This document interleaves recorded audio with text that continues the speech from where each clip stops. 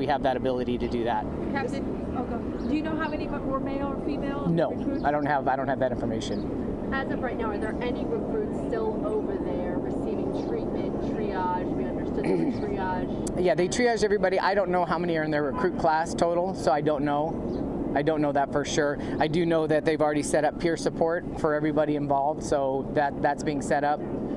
Can you talk about the triage, how that happened or how they responded to it and set that triage up? You know, triage, when we go on a multi-casualty incident, it's pretty similar every time. We come in and immediately we just start looking who our critical patients are, and we try to get them off scene immediately. And there's a certain little thing that we go through to see if they're breathing, see if they're conscious, stop the bleeding if it's possible, and then we get them into the right category. If people can walk up and walk away, we call them the walking wounded, they can come to us, then we know they're minor patients. And the sorting just goes that way. So we sort them out and then we start the treatment as the ALS is on their way. That's our advanced life support is on the way. This has to be so difficult for you and all of the first responders, all those young. You know, it is hard to see because these young people are getting ready to go put themselves in the line of danger in their career, and who knows that while you're training to do that, you are actually in harm's way. So my heart goes out to all of them as they pursue this career. I hope that they all have speedy recoveries and that, you know, they're in good shape. Last question, the families of these recruits, are they in the process of being notified? I'm sure they've got their hands full this morning, sorting it out, getting together with all the family members and figuring out what they need to do. What is next for you here?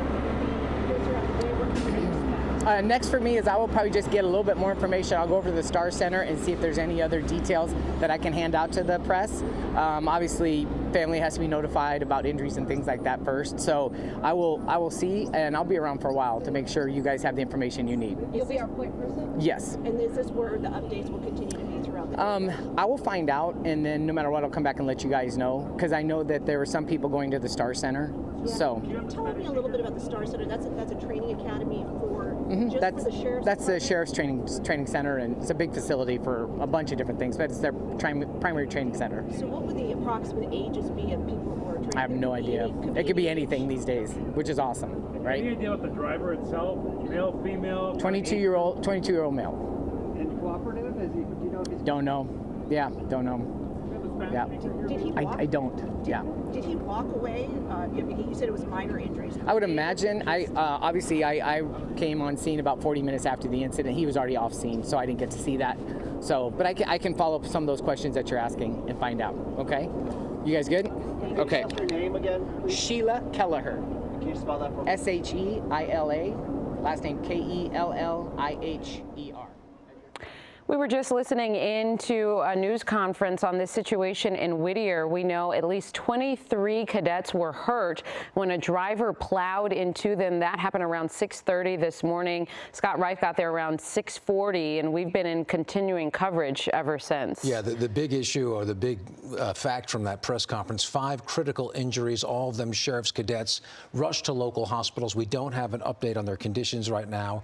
Close to a dozen more than a dozen more injured. Most of those minor injuries. The driver involved in this incident also taken to a local hospital for what sounds like less than serious injuries, but being treated as well.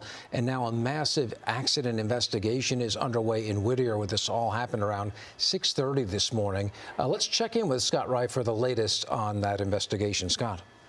Yeah, John, with those new numbers, now obviously it's the 5 in critical, not 7. That's some encouraging news. That's 5 that are in critical condition. That's horrific, though, and we're hoping at this point in time we don't have any further information except for critical, that they will survive their injuries. It's interesting to note also that the individual, that young man that was detained, when we got on scene, he was in the back of a patrol car, and they had him in there for maybe 15 or 20 minutes, and they took him out and they gave him a sobriety check.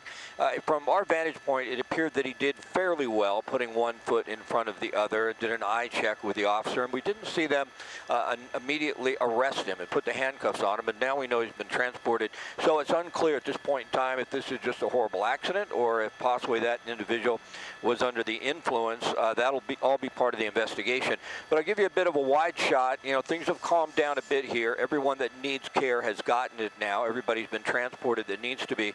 That right there there is McKibben Elementary, and it is going to be closed for the day. I think you mentioned that earlier. That's because Mills is going to be shut down, and it's on Mills Road, just a little bit to the north and to the east of Telegraph here. It's not going to affect Telegraph Road, but Mills will be shut down. And we'll push in once again. You know, the yellow tape is up. There's a lot of questions that have to be answered. How did that vehicle go into the opposite direction lanes, come up onto the curb, hit that light pole, and then hit 22 cadets that were out running? They'll be talking to witnesses. They'll be talking to all of the cadets. They're going to obviously talk to the individual that was driving, and hopefully they'll be able to sort out how this happened. And I think there will be a question going forward into the future when it comes to cadets running. They may find an area that is a little more secure, maybe at a high school or a college football field. But it'd be interesting if they continue to have the policy where they're out early in the morning running on surface streets in the neighborhood. Yeah, and Scott, our law enforcement expert earlier suggested or indicated that normally they do run in the street, not on the sidewalk. So, yeah, I'm sure that's a policy they might be interested in relooking at. Yeah, and it's interesting that this investigation, we know this is just the beginning, and it appears, as Scott said, that this driver may have passed that sobriety test. I remember working with state troopers a long time ago, and they said the main cause for crashes they see is drowsy driving. You know, 6:30 in the morning, this driver could possibly have been driving and fallen asleep. We don't know the circumstances surrounding this, but man, to hit 22, and clarifying a statement I said earlier, 22 cadets injured, 23 injured people, that includes the driver. Right. And during that firefighter press conference at LA County Fire, they did say something about this driver driving on the wrong side of the street. So there's no indication at this time that that driver was swerving to avoid somebody or anything like that. It sounds like the preliminary investigation indicates the driver was traveling in the wrong lanes and then ended up on that sidewalk, which is interesting. Of course, they're not the final say on an investigation like this, but I just thought that was an interesting tidbit from that press conference. Yeah, absolutely. And as you all have been talking about, probably not the best idea to be running on a main artery like that in the middle of Whittier. Maybe they can be moved